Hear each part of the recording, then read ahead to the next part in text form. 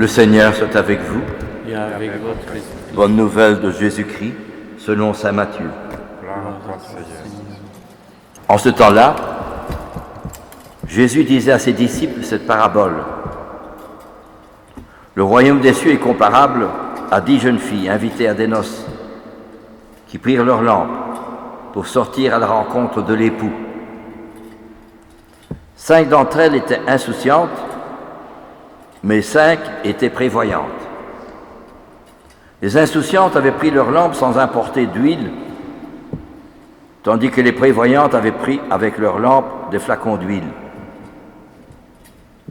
Comme l'époux tardait, elles s'assoupirent toutes et s'endormirent. Au milieu de la nuit, il y eut un cri. Voici l'époux, sortez à sa rencontre. Alors toutes ces jeunes filles se réveillèrent et se mirent à préparer leurs lampes. Les insouciantes demandèrent aux prévoyantes, « Donnez-nous de votre huile, car nos lampes s'éteignent. » Les prévoyantes leur répondirent, « Jamais cela suffira pour nous et pour vous. Allez plutôt chez les marchands, vous en achetez. » Pendant qu'elles allaient en acheter, l'époux arriva. Celles qui étaient prêtes entrèrent avec lui dans la salle des noces, et la porte fut fermée. Plus tard, les autres jeunes filles arrivèrent à leur tour et dirent « Seigneur, Seigneur, ouvre-nous » Mais il leur répondit « Amen, je vous le dis, je ne vous connais pas. Veillez donc, car vous ne savez ni le jour ni l'heure. » Acclamons la parole de Dieu. Louange à toi, Seigneur Jésus. Voilà une belle parabole de notre Seigneur pour nous inviter à toujours tenir en éveil. Vous savez, quand au scoutisme, on disait scout toujours prêt à rendre service, mais ça veut dire aussi prêt à la rencontre du Seigneur. Mais qu'est-ce que cela veut dire dans la vie courante? Un jour, un jeune vient me trouver et me dit, je connais une infirmière qui avait bien réussi ses études d'infirmière et aussi d'assistante sociale à Bruxelles. Elle est partie dans un pays en voie de développement avec une équipe. Elle a fait là, dans ce pays de développement, beaucoup de bien, beaucoup d'organisations, beaucoup de services pour aider les gens qui étaient là. Et un jour, en rentrant chez elle, elle est agressée. Mais elle est blessée, on l'a conduite à l'hôpital de l'endroit où elle se trouvait. Quelques jours après, elle rentre chez elle, mais sa santé est altérée. Alors, on décide de la renvoyer à Bruxelles. Et là, on fait une analyse et on s'aperçoit qu'elle a le sida. La seringue dont on est servi dans le pays en voie de développement n'était pas propre. Et autant cette jeune fille qui était dynamique, enthousiaste, toujours meneuse, toujours pour parler, pour discuter, pour entraîner, elle est devenue le contraire. Suicidaire, révoltée, n'acceptant pas son état. Comment est-ce possible? C'est vraiment pas bien. Comment est-ce que je peux arriver jusque-là? Et alors le jeune homme me dit, tu vois, la vie n'a pas de sens. Alors je réfléchis. Si cette jeune fille, c'est plus elle qui décide, mais son fiancé qui décide, qui lui demande va travailler dans ce pays-là pour faire ceci, cela, des activités, des organisations, le service des gens, etc., des malades, des enfants, des femmes. Alors elle y va, mais ce n'est plus elle qui décide, c'est son fiancé. Alors tout ce qu'elle fait, elle ne le fait plus parce qu'elle a envie, ou c'est intéressant, ou ça vaut la peine, ou pour le service. Elle fait bien sûr pour rendre service, aider les gens, mais d'abord parce que son fiancé l'a envoyé. Donc si vous voulez, en profondeur, c'est l'amour de son fiancé qui prime avant le service.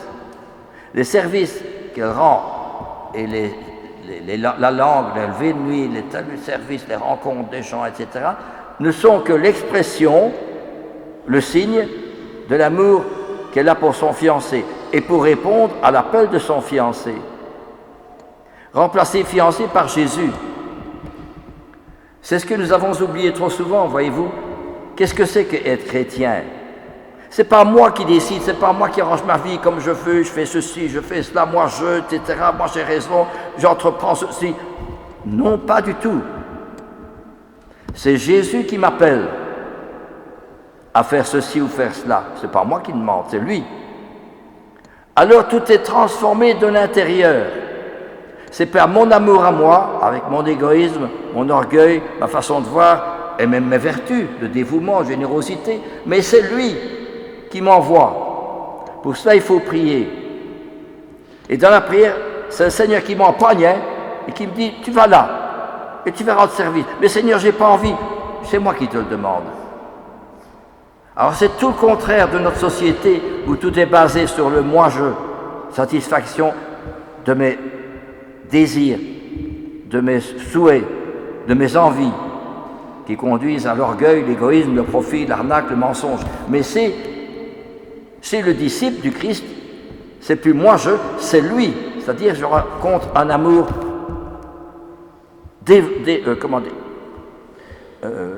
désintéressé, un amour don de soi, un amour généreux. Et cet amour-là, je le trouve à la Sainte Messe, puisque la messe est le renouvellement non sanglant du sacrifice du Christ. C'est pour ça qu'on a remis la croix au-dessus de l'autel, pour montrer c'est Jésus qui renouvelle son amour. Et quand je vais à la messe, et quand je communie surtout, je reçois cet amour du Christ qui s'est donné sur la croix. Je le reçois dans mon cœur. Alors mes activités, ce n'est plus moi qui décide, qui a envie, qui fait ceci ou ça. C'est lui qui m'appelle. C'est lui qui veut revivre sa propre vie à travers moi. Alors, mes rencontres, chaque rencontre, chaque relation, ce n'est plus moi qui suis à la source, c'est lui qui m'envoie, qui me demande d'aimer l'autre avec son cœur à lui, pas avec le mien. Alors je trouve un amour beaucoup plus désintéressé, un amour qui se nourrit de prière, de sacrifice, de don de soi pour l'autre. Vous me direz, mais l'autre ne le sait pas. Le bon Dieu le sait. Et puis vous touchez l'âme de l'autre, pas seulement son corps, mais son âme, par la prière et le sacrifice. C'est ça que Jésus nous demande. Comment Jésus a-t-il sauvé le monde? Bien sûr qu'il est allé à gauche, à droite, et qu'il a guéri des lépreux, des aveugles, des boiteux. Mais combien n'a-t-il pas rencontré si souvent des obstacles? Oh, il fait ça par le démon. C'est le démon qui l'habite.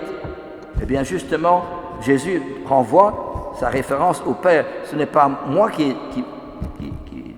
demande, c'est le Père qui m'envoie. Et les œuvres, les miracles sont là pour témoigner que le Père m'a envoyé. De même pour le disciple. Il ne fait pas cela parce qu'il a envie ou ça lui plaît ou pour un service peut-être, mais d'abord en profondeur parce que Jésus l'envoie. C'est tout à fait différent de celui qui ne croit pas. Il m'était arrivé plusieurs fois de dire, moi j'en ai marre de m'occuper de ces gens avec leurs problèmes, les ennuis, les difficultés, les contrariétés, la drogue, la violence, les ménages cassés, la solitude, le suicide. J'en ai assez. Alors j'allais à la chapelle chez moi. Je restais longtemps dans la chapelle. Et Jésus me dit, continue. C'est moi qui te le demande. Mais Seigneur, c'est Dieu. Peu importe. C'est mon amour à moi qui doit passer à travers toi. Vous comprenez? C'est cela qui fait l'essentiel. Que dans la vie conjugale, dans la vie avec l'éducation des enfants, dans la vie professionnelle, c'est plus mon amour à moi. C'est lui qui passe d'abord. Alors tout est transformé, comme un vitrail. Je l'ai déjà raconté. Quand vous allez dans une église gothique ou une église romane, la nuit, c'est tout noir. Mais quand vous avez la journée, le soleil qui passe à travers les vitraux qui sont splendides, remplis de couleurs, et que ces lumières viennent sur les dalles en marbre qui se reflètent, c'est magnifique. Eh bien c'est cela justement. Être chrétien, c'est quelqu'un à travers qui on voit la lumière. C'est pas ma lumière, c'est pas mes idées, c'est pas mes raisonnements, c'est pas mes activités, mes organisations. C'est sa vie, son amour, sa grâce, sa lumière qui passe à travers moi. Mais pour cela, il faut que je sois petit et humble pour laisser passer le Christ. C'est cela que nous avons trop souvent oublié, cette présence du Christ qui m'empoigne et qui me transfigure. Transfiguration. Car ce n'est plus moi qui agis, c'est lui qui agit. C'est plus moi qui vis, dit saint Paul, c'est le Christ qui vit en moi. Laissez-vous transformer par la grâce, la lumière et l'amour du Christ qui surpasse toute connaissance, afin que vous soyez remplis de toute la plénitude de Dieu, dit saint Paul. Mais c'est cela. Et aujourd'hui, la première lecture, qui est très très belle, et qui dit justement, tirée de la sagesse, c'est magnifique. Elle dit, la sagesse est resplendissante, elle ne se flétrit pas. Elle se laisse trouver par ceux qui la cherchent. Celui qui la cherche dès l'aurore ne se fatiguera pas.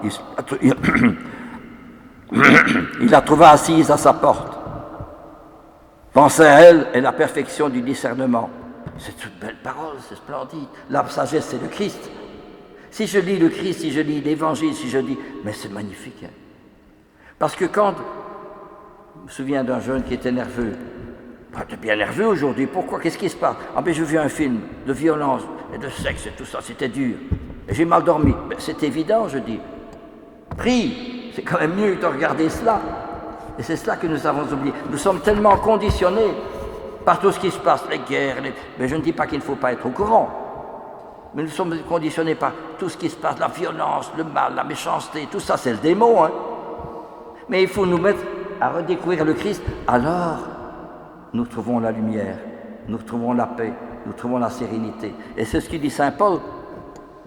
Nous ne voulons pas vous laisser dans l'ignorance au sujet de ceux qui sont endormis dans la mort. Combien de personnes ont peur de la mort? Et c'est vrai, moi aussi, on a peur de la mort, c'est sûr. Mais la mort n'est qu'un tremplin pour celui qui a vécu toujours dans la relation, dans la présence et dans l'amour du Christ. La mort est un tremplin et on arrive, si vous voulez, d'un éclatement, un jaillissement de la lumière, de l'amour du Christ qui nous prend plus profond de nous-mêmes. Hein. Si vous assistez à la mort d'un saint ou à la mort d'un martyr, mais c'est extraordinaire. Hein. Ils ne demandent pas à mourir martyr, ils ne le souhaitent pas, mais c'est le Christ en eux. Ils sont tellement désireux de suivre le Christ qu'ils veulent aussi donner leur vie pour le Christ. Ils pourraient dire, comme le père Damien, moi j'en ai marre de lépreux, hein, je retourne chez moi en Belgique. Non, il reste, il sait bien ce qu'il attend. Pourquoi? Parce que c'est l'amour du Christ qui le brûle son cœur. On ne nous demande pas d'aller jusque-là, mais on nous demande de comprendre, comme Thérèse de Lisieux, qui a vécu une vie toute simple, toute pauvre, toute humble, toute effacée. Pas de miracle, pas de sensationnel, rien. Et cependant, à travers les petites simples, une petite vie toute simple, toute humble, toute effacée, elle a eu un rayonnement extraordinaire. Des milliers de gens sont venus à Rome pour sa canonisation, 25 ans après sa mort, alors qu'il n'y avait qu'une trentaine de personnes à son enterrement, et qu'on disait que ce qu'on pourra bien dire d'elle après sa mort, qui vaille la peine d'être raconté. Il y a un éclatement, un éblouissement, parce qu'elle a vécu tout le temps pour le Christ. Il faudrait reprendre toutes ces paroles, c'est magnifique. Depuis que vous m'avez permis de m'offrir ainsi au bon Dieu, dit-elle à la première prière, vous savez, les fleuves, ou plutôt les océans de grâce qui sont venus inonder mon âme. Depuis ce jour, j'ai été ébloui, transformé par l'amour du Christ. Vous m'avez prévenu dès le plus jeune âge, et maintenant c'est un océan dont je ne puis sonder la profondeur, dit-elle, de cet amour du Christ. C'est la même chose pour nous. Et alors, voyez-vous, c'est cela que l'huile que les vierges prévoyantes ont pris avec elles, mais les imprévoyantes n'ont pas pris parce qu'elles disaient on vit tous les jours, c'est toujours la même chose, on vit comme ça et puis c'est tout, on oublie. Et puis à un moment donné, c'est la fin. Ah, je ne savais pas. Ah ben oui, mais le Seigneur nous dit, je ne te connais pas, parce que je n'ai jamais appris à rencontrer le Christ. Je n'ai jamais appris que qu'au moment de la communion, le Christ vienne me posséder de son amour, me pénétrer de son amour, m'influencer dans son amour, m'illuminer de son amour. Comprenez cela? C'est ça la communion. Hein? Alors je vis différemment des autres, chez moi, même quand je suis tout seul, parce que justement le Seigneur est là. Et dans ma solitude, dans les difficultés, dans les problèmes, l'ennui de santé ou que sais-je, eh bien, il suffit d'une étincelle pour mettre le feu à une forêt. Hein. S'offrir, s'immoler, c'est comme ça que le Christ a sauvé le monde. Eh bien, si je m'immole à travers mes petites actions cachées, ignorées, eh bien, je sauve le monde, je sauve les âmes. Amen. Alléluia.